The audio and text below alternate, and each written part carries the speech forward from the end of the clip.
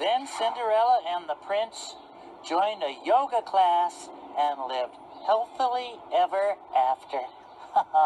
Isn't that great? Yeah. Yeah, I love surprise endings, don't you? Yeah. Say, you want to read another one? Yeah. Okay, here we go. Let's see what this one is. Aha.